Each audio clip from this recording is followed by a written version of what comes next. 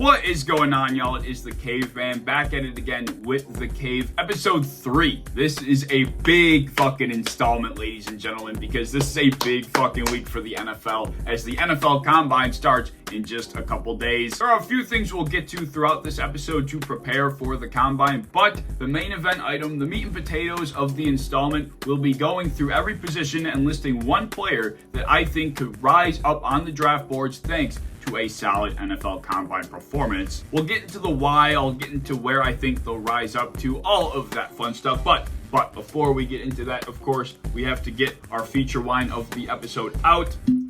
Pop, we're going to be drinking another $6 wine. This is Beringer, I believe that's how you say that properly. White Zinfandel. Let's get the pour in.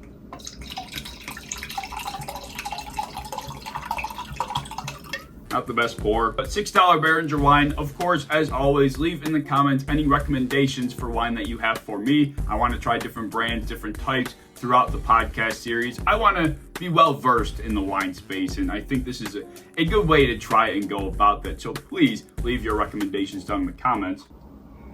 I think I do like my Sutter Home $6 wine better, but that's not why you're here. Let's talk about the NFL Combine. And I want to first discuss my thoughts and opinions on the Combine event as a whole because I have split and mixed emotions about it. I have my pros, I have my cons. The pros are pretty obvious. We're getting things like important measurables on players that will be getting drafted in a couple weeks. Those things certainly help with evaluating prospects further. As I've been doing my homework, I've noticed that there are guys listed at 6'3", 6'1", 215, 205. There is discrepancies depending on what sites you look at for how big and how tall these players are. So getting real measurements by the NFL is going to be pretty damn helpful. Schools that these players come from can technically put whatever information out there that they want, and they could say a player is 6'4" when they're really just 6'2" because they can. It's like your driver's license. It's like going to the DMV and getting your driver's license situated, and you can say, I'm 6'1". Well, no, you're 5'11". Stretch your spine out, you stand pretty tall. But more importantly, the Combine is an important event for players that didn't get to properly put themselves out there. Maybe they were injured in 2023, missed a lot of time over the last couple of years, or in college as a whole, or players that just played for smaller schools and they just didn't get the exposure necessary to be able to have an opportunity to put themselves on the radar in a different way when maybe they weren't able to on the football field. And it's also just a good time to get to see how truly athletic these guys are. You're literally stripping them down to an athlete. It really isn't as much of being a football player when it comes to this event. You get to see how athletic these guys truly are. You get to measure how strong they are, how fast they are, how quick they are. You get real athletic measurements, which is a good thing and a bad thing, but this is how potential is noticed. This is how the diamonds in the rough are found, is at the NFL Combine. You get to see the potential within these players. If somebody that played at a smaller school didn't get proper exposure, but you get to see how sheerly strong and athletic and quick they are. Those are the pros of the Combine, but at the same time, the cons are playing, kind of devil's advocate to that same argument. As great as it is that you get to see the sheer athleticism of these players and you can seek out the true potential of some of them, it also kind of creates counterfeit NFL players, if you will. So you find the diamonds in the rough at the Combine, but you also get, counterfeit money created because you can see a player that runs really fast or he's able to jump super high on the vertical and you're like, holy shit, he's going to be great. He has the potential to be out of this world, but in all reality, he's just a good athlete. He's not really a good football player. There's a big difference. Like, people, I think, get that confused sometimes. So it tricks people. The Combine is almost manipulative in a way. And how many guys over the last 15, 20, 25 years have tricked general managers, manipulated them into thinking they were better NFL players than they actually were going to be? We had Darius Hayward-Bay in 2009, John Ross a few years back. The Zach Wilson experiment is another prime example. He threw cross-body like 55 yards on the run, and that was it. He's a second overall pick. Guys like Dre Archer, Matt Jones, the bag is pretty damn deep. And I would say the list of players that have tricked people into thinking they would be good NFL players is a lot longer than the list of players that ended up fulfilling their foreseen potential that was,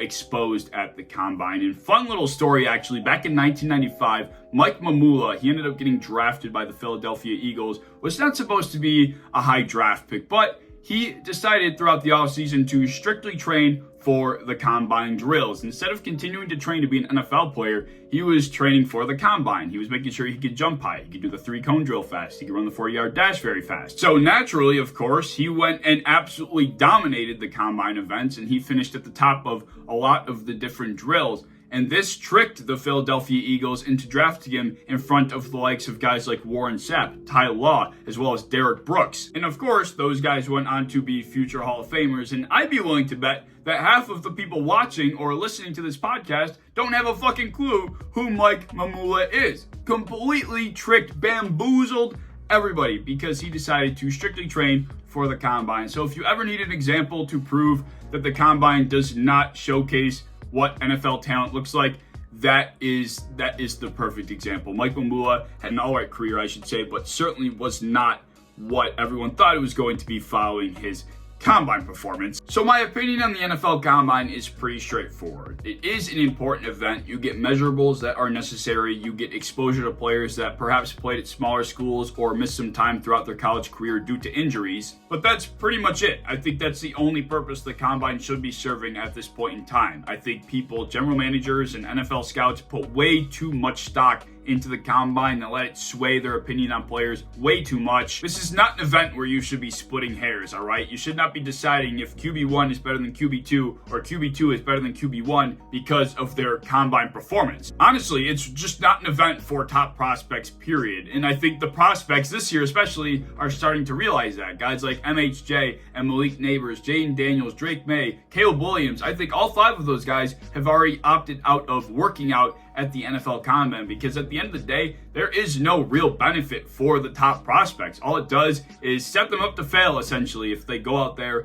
and don't perform as well as people are expecting them to, and then suddenly there's just skewed opinions about who they actually are as players because maybe they didn't throw it as far, they didn't run as fast. It's just not necessary. Those top prospects are top prospects for a reason. They don't need to go out there and further prove who they are. They did that during the football season, and I wouldn't be shocked if more players, as the combine approaches, decided to not work out as well, or as years continue to progress and we see more top prospects decide to opt out. And I'm a big fan of that because it also allows the spotlight to shine on other players that probably wouldn't get it if Caleb Williams was walking around the building and doing all sorts of crazy shit during the drill. So I think it's a win-win for everybody, and the NFL Combine just needs to have a different purpose than what it does today for it to be the best event that it can be possible.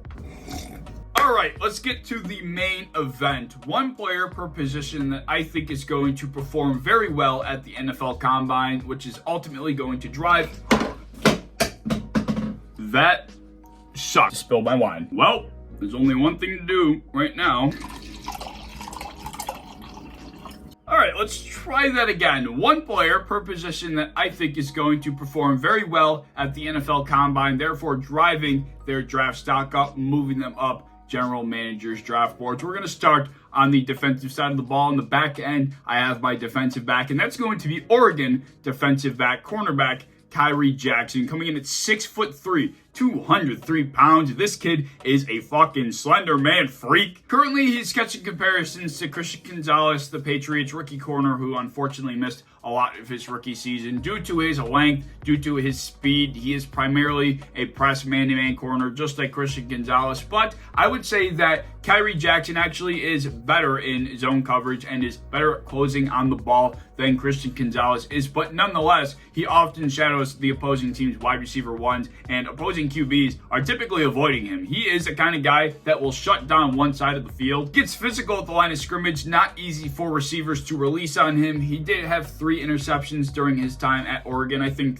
all three came in his senior season. And there really aren't many receivers that this guy cannot keep up with and mirror throughout the duration of the route. And the best part is, this dude's got excellent ball skills. Going back to that 3 interception mark, he is an absolute hawk. He will go up and high point that thing better than a lot of receivers receivers will. That physicality I was mentioning earlier also plays to his benefit in the run game. He will get physical down and dirty at the line of scrimmage in that regard as well. Now, I would be lying if I said he didn't have a harder time dealing with smaller, shiftier receivers, especially if he's not lining up on the boundary. This is a guy that you typically want to keep outside the numbers. But that same physicality that some evaluators love has some others concerned, because depending on the ref crew, they will throw the flag on him for getting a bit too handsy. Although in my opinion, I think that is far from something that should turn someone away from a talent like Kyrie Jackson. You can be a more physical corner. You can have more flags called on you than others and still be great. L'Jarius Sneed is a prime example. He was, I thought, an all-pro caliber talent this season. He didn't get the honors, which I thought was bullshit, but still absolutely shut down from week 1 all the way up until the Super Bowl. And another guy that pops into my mind when talking about this type of conversation is Sauce Gardner. Sauce, the narrative on Sauce is that he gets away with more holding, he gets away with PI, he's a PI merchant, blah, blah, blah. And although that might have some truth to it, I think it's brilliant. You got to understand that Sauce is smart. He knows what situations he can get away with more holding than others. If it's near the end of the game and it's a big third down, he knows that the refs, especially if they're kind of letting him play throughout the game, are probably not going to throw a flag in a big scenario like that because they don't want to, determine the outcome. So he's going to get a bit more handsy in bigger moments like that. He understands that type of situational awareness and when he cannot get away with it. And a prime example of that, when the Bills played the Jets back in 2022 and Josh Allen had like a 4th and 20, he rolled out and threw one of the best passes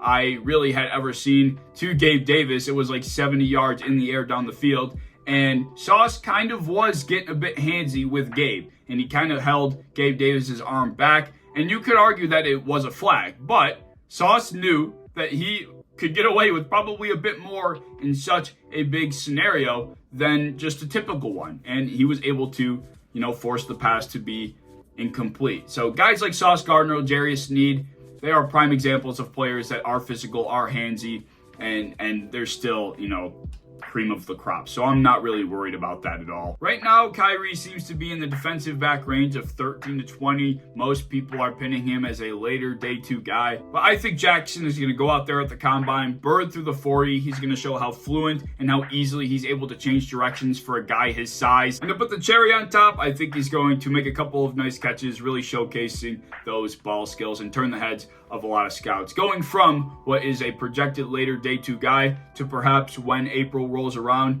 to being maybe an earlier day 2 guy, maybe late 2nd round, early 3rd round type of talent. Kyrie Jackson out of Oregon is the real deal.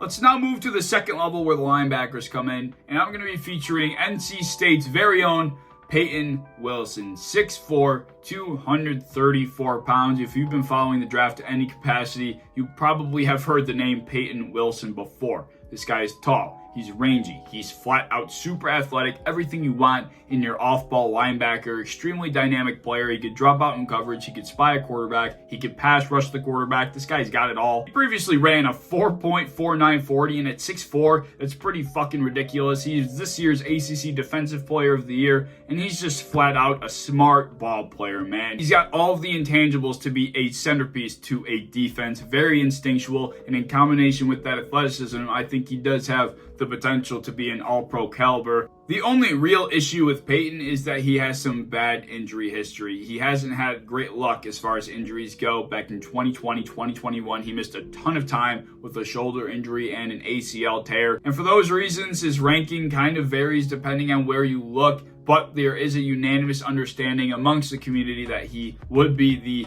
linebacker 1 in this class had he not had those injury concerns. And that is kind of what's pinning him as a day 2 pick right now. But I think a guy like Peyton Wilson can go out there and absolutely dominate the combine. He can show scouts that he is fully healthy and pretty much force them to forget about his bad luck in the past. Therefore, he could result in being a 1st round selection. And it kind of reminds me of the Jack Campbell conversation last year. People are putting Peyton outside of the first 40 picks because of not only his injuries, but because of his position. And the linebacker position is kind of suffering as far as positional value goes. We all have the positional value conversation with running backs and how they're not getting the respect as a position that they deserve. The linebackers have kind of been going through that transition as well, which is why there is a chance that he gets picked outside of the top 40, top 45, top 50 selections. But last year, as we saw, Jack Campbell was immune to that. The Lions didn't give a shit about positional value. They just wanted good football players, and they went and grabbed Jack Campbell way earlier than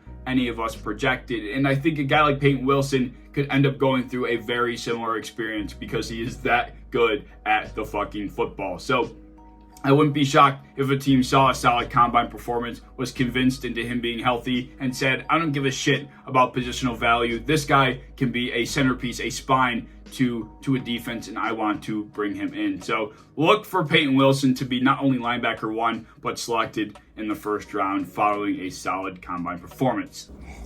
Now let's go to the outside for my edge rusher, and I'm going to have a blast talking about this prospect. Edge rusher Austin Booker out of Kansas, 6'4", 240 pounds. This dude is a menace to society, a menace to opposing offensive lines. He stands up on the edge of a defensive line, and you're like, holy shit, this freak of nature is about to just rip my throat out and take my quarterback to the grave. I feel like if you slapped an NBA YoungBoy song over his tape, it would fit him perfectly. Like, he plays with black Air Force One energy, and it's fucking awesome. I love every second of his film. He can set edges. He can chase down from the backside. He can chase running backs and quarterbacks to the boundary because he's got superb closing speed, range. He's tough. He's got that NFL caliber spin move with a high motor. He's a high effort guy, and he has the flexibility to bend around offensive tackles. Impressive change of direction ability for a guy his size. Very light on his feet, very nimble. And thanks to that quickness, height, and athleticism,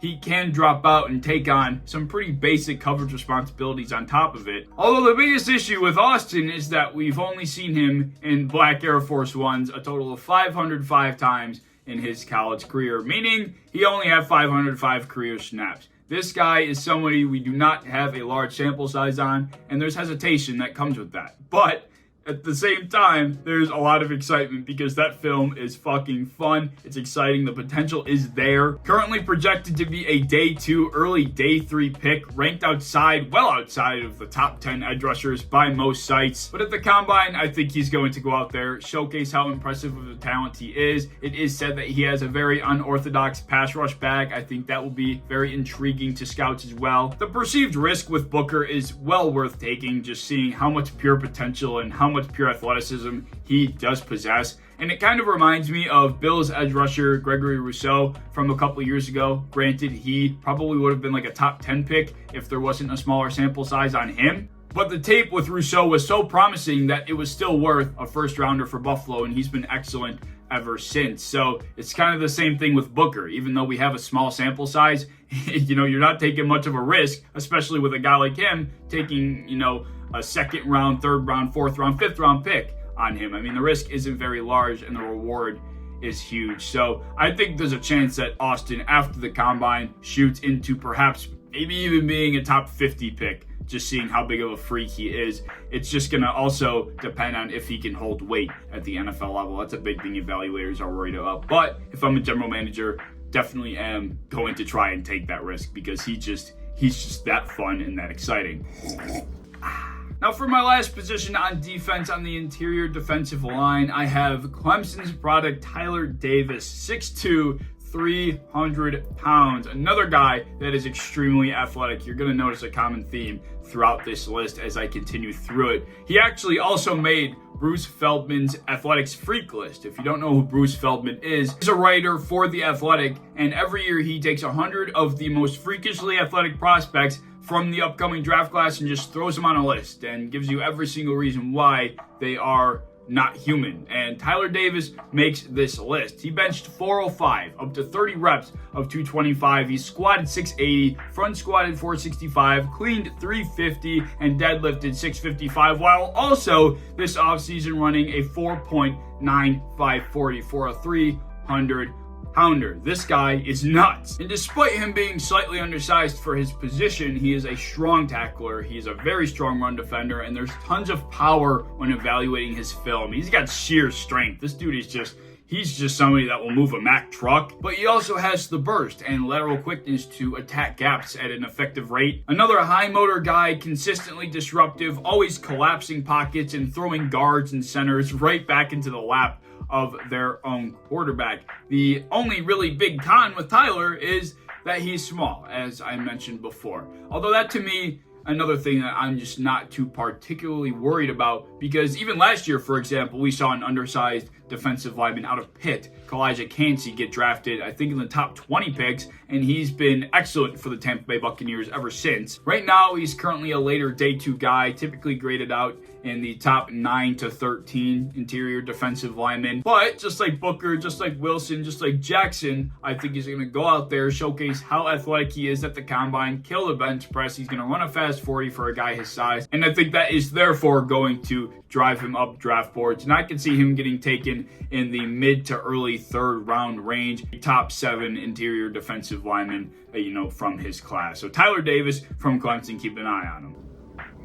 Now let's shift gears to the offense, but stay in the trenches. My offensive lineman to be featured is going to be TCU's product, Brandon Coleman, 6'6", 330 pounds, another super athletic freak. He made Bruce Feldman's athletic list as well. Posted an impressive 35-inch vertical, can regularly reach 18 miles per hour, squats 600, cleans 375, benches 400. Plus, he has a ton of length, obviously, for his height, which he is able to maximize with some very impressive lateral quickness. And the cherry on top for Brandon is the versatility that he comes with. He was primarily an offensive tackle, but due to TCU's offensive line being absolutely battered, he had to step in and play offensive guard, which he proved he could be more than effective at as well. So having a guy that can transition from outside to inside or inside to outside is a huge help. In this day and age of the NFL, the 53-man roster is simply not big enough, so every general manager and head coach is looking to maximize every roster spot as best as they can. So they're going to employ as many players that can do as many different things as they can, and I think that's going to play to Brandon Coleman's benefit heavily. Although unfortunately for Brandon, his 2023 campaign wasn't great. He underperformed by his standards, but that was because he was injured and was forced back into action prematurely because of all of the TCU offensive lineman injuries, which I guess could also play to his credit. It showcases his toughness, and he also does have a strong 2022 campaign to support his case. He's projected to be a later day 2 pick, roughly in the 4th round, but I do think with his measurables, his athleticism, his versatility, and now just being healthier, he could go out there, be one of the best performing offensive linemen, and move him into being maybe a mid-3rd round pick, and maybe very late 2nd if the combine does go that well. So Brandon Coleman, be on the lookout for that big human. Now let's go to the tight ends, and disclaimer, this is a very boring class to evaluate for the tight end position. There just isn't all that much talent, outside of Sanders and Bowers at the top. I don't think there is a tremendous amount to pick from, but that doesn't mean we weren't able to find our own diamond in the rough, and that diamond in the rough is going to be tight end Eric All, 6'5", 250 pounds, truthfully a Michigan product, but transferred to Iowa his senior year. This guy is a very physical blocker, and for a guy of his size, light on his feet. He's a threat after the catch, and a guy that is relatively twitchy at the line of scrimmage. If you're playing him in man coverage pretty tightly, he's going to give you a handful trying to keep up with him off the line of scrimmage. And despite the fact that he did tear his ACL halfway through 2023, he still mustered 21 catches for about 300 yards and 3 touchdowns. Now, of course, some negatives that come with Eric. He did get hurt coming off of that ACL injury. That's never good. Eric is very raw, gonna need refinement, but I do think he can kind of regain some of the buzz he would have had if he didn't get injured here at the NFL Combine. So, despite the fact that the class is not star-studded, I do think we have a guy in Eric All that could turn into something special. Right now, he's projected to be a day 3 guy, but I do think with a good Combine performance, we could see him taken maybe at the back end of day 2 or maybe earlier in the 4th round. Be on the lookout for tight end Eric All.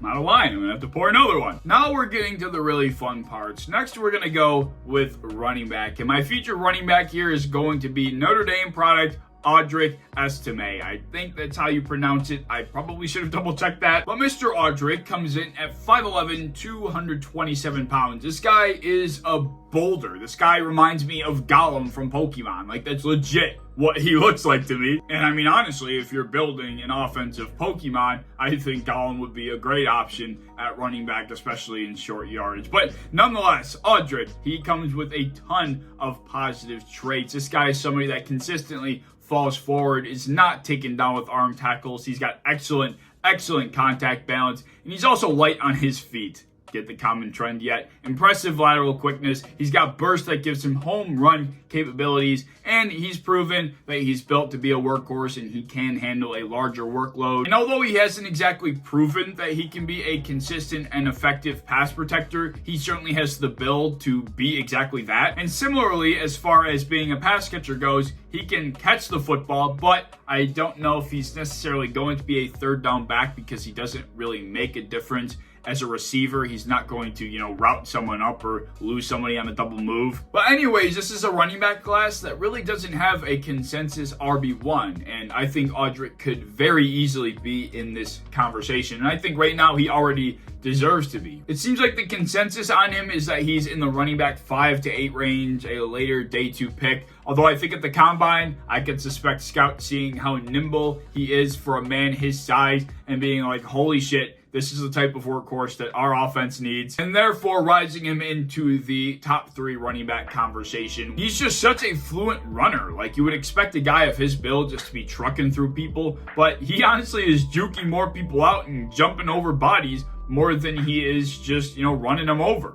Watching his tape, you're thinking to yourself, this is kind of Derrick Henry-esque. It's like, how does a man of this stature move the way he does? And that's something I ask myself about Derrick Henry all the time. Audric is just very smooth. He's an elegant runner. And I would say a more accurate comp would be what A.J. Dillon was as a prospect, or what we all thought A.J. Dillon was going to be or could be. He just didn't really turn out to be that, and now the guy's playing Farm Simulator on his bye week. I'm not hating. Shout out Farm Simulator. Shout out AJ Dillon. He's doing his thing.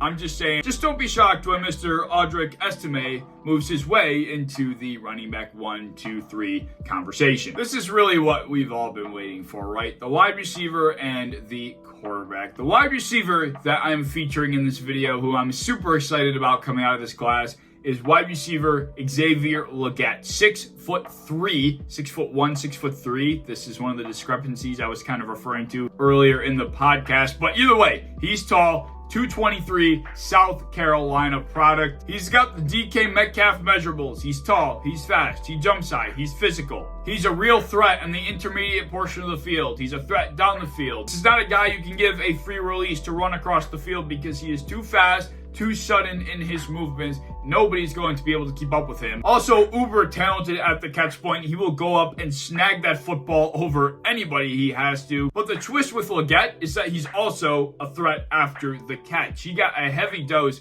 of manufactured touches, jet sweeps, as well as end arounds and screens and just quick passes in general to get the ball in his arms a lot at South Carolina because he can make something happen. He even lined up in the backfield a few times. Legette has got it all, and I feel like he's not getting anywhere near as much love as he deserves. I feel like I look up his name on Twitter, and people are making fun of him for being a fifth-year senior, and he only had one good year of production, blah, blah, blah. But I'm not listening to any of the noise. I am all in on Xavier Legette. He just reminds me of so many different NFL receivers. Like, he reminds me of DK Metcalf because he's got that size, speed, and just strength combination. But it also kind of reminds me of Debo in a way because of the type of touches that South Carolina would give him and the what he'd be able to do with those touches. But he also, as a route runner, in some way reminds me of Garrett Wilson at times because, as I mentioned, as he's running across the field, he is twitchy. He has suddenness to his movement, and it's tough to follow. And being a combination of those three guys is probably a good thing. Right now, he's a consensus day 2 pick, but I think he's going to burn through the 40. He's going to make flashy catches in the wide receiver drills, get super high on the vertical, and ultimately just put together a super strong combine performance. And in my opinion, he can go from being a mid day 2 pick to being a top 40 pick. Maybe he squeezes into the end of the first round. I really think that Xavier Legette is the type of talent that should be in the tier 2 wide receiver conversation with the Romes, with the Troys, with the Bryans. I think Malik and MHJ are in a tier of their own, but I think Legette fits in that tier 2 conversation with those other top guys as well. And for some reason, he just isn't getting that type of respect. Shout out Xavier Legette. Should I pour more? I'll pour a little bit more. We have the quarterback left. I'll pour a little bit more. That's good, right? Lastly, we have the quarterback. Take your guesses, make your picks, drop them in the comments. The quarterback is going to be the Gamecocks product. The guy that was throwing Xavier Legette the pigskin, Spencer Rattler. 6 foot flat, 219 pounds. If Caleb Williams isn't the Mahomes of this draft class, then Spencer Rattler is the Mahomes of this draft class. He has that level of arm. He's got high velocity on his throws, can throw off platform and doesn't lose accuracy, a lightning fast release. He's got different arm angles in his magic bag. He's got an NFL level arm attached to that torso. He's excellent out of structure. He's athletic. He's got escapability, but he also can manage the game at a high level. He can be a skilled, precise pocket passer when kept clean. Despite dealing with a very bare bones supporting cast with the Gamecocks, outside of Legette, he really had nothing. He put together a pretty respectable season filled with all sorts of highlights. Obviously, some concerns with him are obvious. He is smaller in stature compared to the NFL standards, and he's going to have a hard time breaking out of NFL defenders' arms and sacks if they do get some hands on him. And when under pressure, he's had the tendency to make some poor decisions, but I do think that has to do with the fact that he was playing with the Gamecocks. He didn't have that much help around him when things were breaking down. So I don't fault him nearly as much for having a hard time dealing with pressure at times. And the thing with a guy like Spencer Rattler is that all of his strengths are going to be what are showcased at the NFL Combine. That arm is going to be put out there for everybody to see. A lot of those drills are just raw throw and catch. He's going to go out there, put the ball on the money from anywhere, from any platform, and he's going to make a lot of jaws drop. Right now, he is a consensus day 2 guy found in the quarterback 7 to 10 range, but I easily could see him doing a great job over the next week and moving his way into the quarterback 5, quarterback 6 conversation, which, kind of similar to Audric, is where he probably should already be, and ultimately working his way into the second round. And if the combine goes that well, and if maybe some general manager specifically is that high on his arm, I think he has the potential to sneak into the top 40 picks, or maybe even at the end of the first round. If this kid was in the Kenny Pickett draft class, he's going like first overall. I mean, granted, that could be said about a lot of the quarterback prospects in this draft class, but still, Spencer Rattler, he's the real deal, and he's not getting nearly as much credit for it simply because he was an overhyped high school prospect. I think he has the capability to easily be a top 15 NFL starter. Well, that will wrap it up. Let me know what you think of all of those players down in the comments. As always, if you enjoy, like it, subscribe, follow me on Spotify. This is released on YouTube and Spotify. And remember, if you are a wine drinker as well, let me know some recommendations that I can try over the course of the next few episodes. Till episode 4, enjoy the combine, and I will see you in the next one. Peace.